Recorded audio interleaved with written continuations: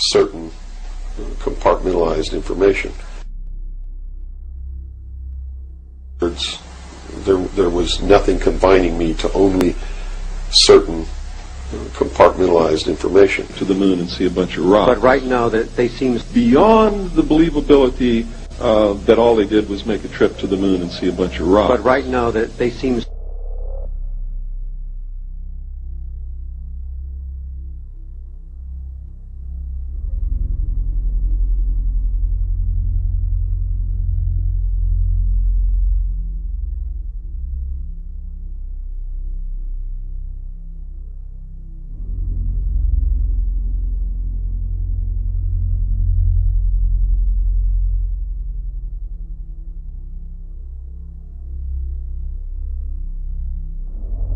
Truth is you're not going to be a naval intelligence officer unless you are a Freemason or a member of the Ancient Order of the Rose and Cross, but you have to be high degrees for that.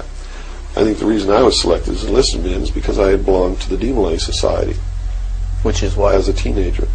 That's sort of the first level of Freemasonry. That's how they recruit teenagers and indoctrinate them into their principles so that they go right into Freemasonry when they become an adult.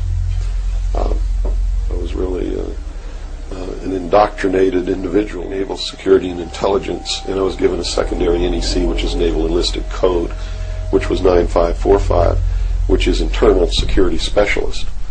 And an internal security specialist is someone who protects classified information, and protects areas, so to speak. Protects classified information. Yes. You should get a tape of the closing ceremony. It was heard at night in the UFO. A spacecraft held by a helicopter. Well, it wasn't held by a helicopter. There was no helicopter up there holding this thing. They'll tell you that, but it's not true. Can you imagine the liability that they would have if they were carrying this thing suspended on a cable underneath a helicopter over the heads of hundreds of thousands of people?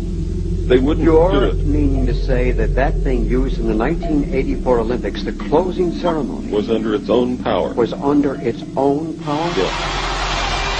Something's going to happen here now. Here comes the thing.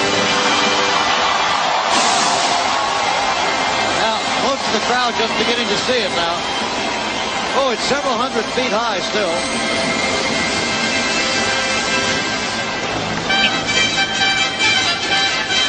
Trumpets and the lights signaling to the spaceship giving its return signal.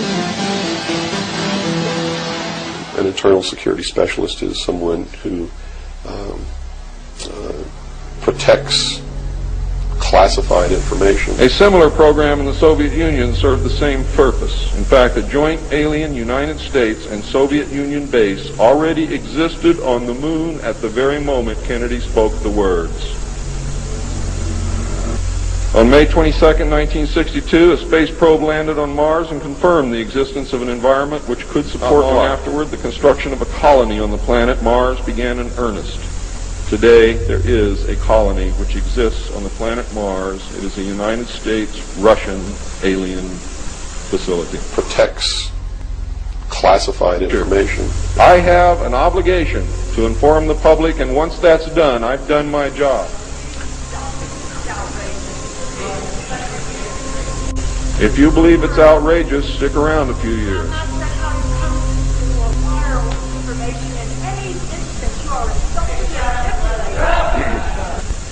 There are areas in the moon where plant life grows and even changes color with the seasons.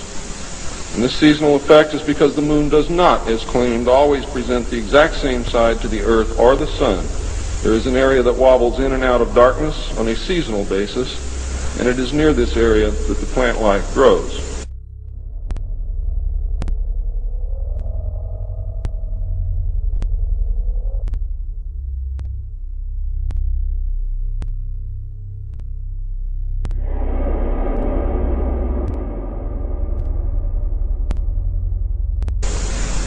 The moon does have a few man-made lakes and ponds upon its surface, and clouds have been observed and filmed in its atmosphere. How many of you remember the period of time, several years, when almost every reported alien craft that was reported landed was on or near water and appeared to be pumping water into the craft. How many of you remember that? Quite a few. The water went to the moon, ladies and gentlemen, to change the moon. There's no reason why you or anyone else cannot walk on the surface of the moon or in space in a vacuum without a spacesuit. Pyramids on the moon, pyramids on Mars, and a Christian cross terracing on Mars. You're going to see a World War II bomber lying beside a crater. Bill, on the moon. that almost every one of the astronauts who went to the moon has seen something. Mining machines. You're going to see something, a machine in a crater throwing dirt out of the crater over the rim. You're going to see domes. Is because they fully intend to kill a minimum of 2 billion people by the year 2000.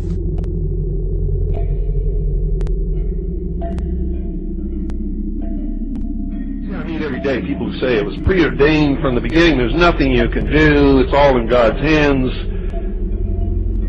I have to say that I just cannot go along with that. And in the Bible itself, the Bible that these people use to justify their position has several, not one, not two, not three, not four, but several, many instances where God has said, this